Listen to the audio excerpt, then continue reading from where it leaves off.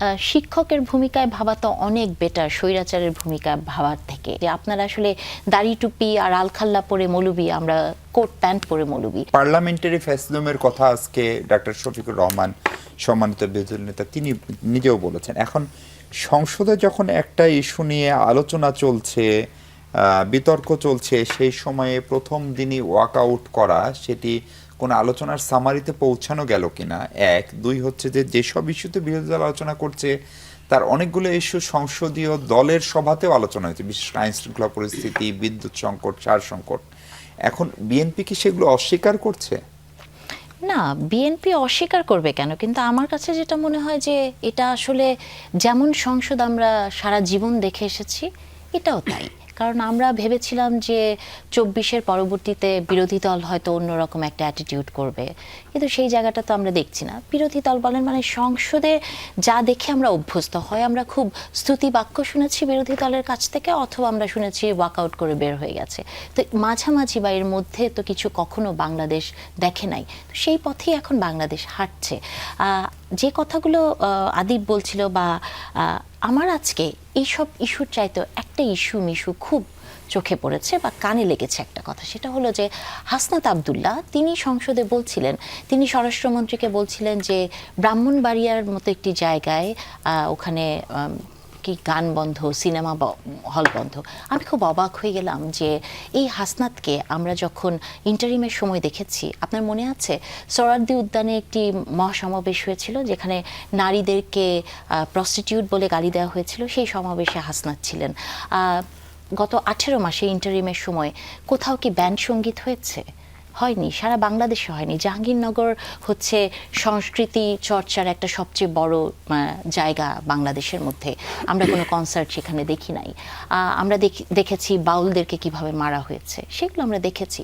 তো তখন হাসনাত আবদুল্লাহর কেন এই কথাটি মনে পড়ে নাই, বা নারীকে যখন গালাগালি করা হয় তখন কেন মনে পড়ে নাই, স্বরাষ্ট্রমন্ত্রী যখন শুধু এই কথাটি বলেছেন তখনই কেন এই কথাটি মনে পড়লো? তাহলে ওই 18 মাসের হাসনাত আবদুল্লাহ কি ক্রমাগতভাবে বদলে যাচ্ছে? এটা আসলে আমার জানতে ইচ্ছা করে।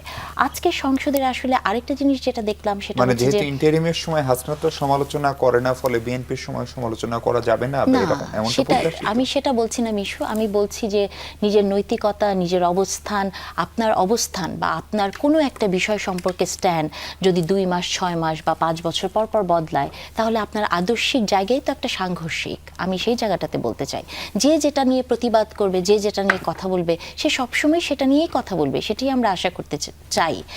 যেমন আজকে সংসদে আমি দেখলাম যে স্বরাষ্ট্রমন্ত্রী উনি বলছেন যে ওনাকে ডেটা দেয়া হয়েছিল, তো উনি বলছেন যে ডেটা না দিয়ে আপনি স্পেসিফিক কোয়েশ্চেন করেন যে কাকে ধরা হয়নি, বা কোন জায়গায় অপহরণ হয়েছে, বা কোন আসামিটা ধরা পড়ে নাই, স্পেসিফিক কোয়েশ্চেন করেন। আদিব যেমন একটি কথা বলছিলেন যে সংসদে যারা নতুন, বা এবার অনেকেই নতুন সাংসদ এসছে, সেই জায়গা থেকে অনেক সময় তাদেরকে কটাক্ষ করা হয়। আপনার মনে আছে মিশ, আমরা ছোটবেলায় সংসদীয় ধারার বিতর্ক করতাম। সংসদের কিন্তু আলাদা একটা ভাষা আছে। সংসদে পয়েন্ট অফ অর্ডার কখন বলতে হবে, সম্পূরক প্রশ্ন কিভাবে করতে হবে, এটা কিন্তু একটা নিয়মের মধ্যে যায়, এবং ওই নিয়মটা কিন্তু আপনাকে ফলো করতেই হবে।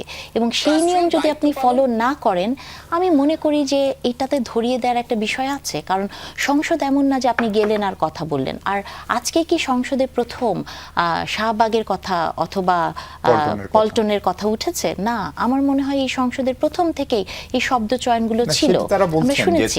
শুরু থেকে এরকম তুচ্ছ-তাচ্ছিল্য করা হয়, স্বরাষ্ট্রমন্ত্রী নিজেকে শিক্ষকের ভূমিকায় ভাবেন, অন্যদেরকে শিক্ষার্থী ভাবেন। আসলে হয় কি, শিক্ষকের ভূমিকায় ভাবা তো অনেক বেটার স্বৈরাচারের ভূমিকায় ভাবার থেকে। হ্যাঁ, আমার মনে হয় যে শিক্ষক হওয়াটা তো আসলে খারাপ কিছু না। তবে আমি এই জায়গাটাতে বলবো যে স্বরাষ্ট্রমন্ত্রীর বিষয়টা যেটা হয়েছে, যে উনি বিএনপির এমন একজন নেতা যিনি আসলে সব বিষয়ে কথা বলেন এবং সব বিষয়কে উপস্থাপন করতে পারেন। আপনার মনে আছে উনি নিজেই সংসদে বলেছিলেন যে আপনারা আসলে দাড়ি টুপি আর আলখাল্লা পরে মৌলবি, আমরা কোট প্যান্ট পরে মৌলবি।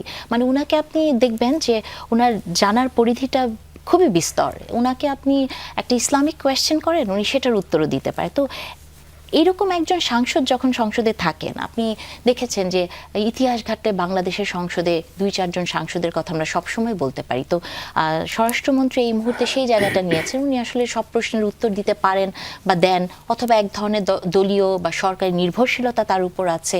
তো সেই জায়গা থেকে অনেক ক্ষেত্রে উনি টার্গেটেড হন আমার কাছে মনে হয়। তবে এরপরে আমি যেটা আশা করব যে আসলে যে সংসদ আমরা দেখতে চাই, এটাও তো সত্য যে এই সংসদের একটা সৌন্দর্য আছে, আপনি যা ইচ্ছা বলতে পারছেন, আপনাকে কেউ গুম করে নিয়ে যাচ্ছে না।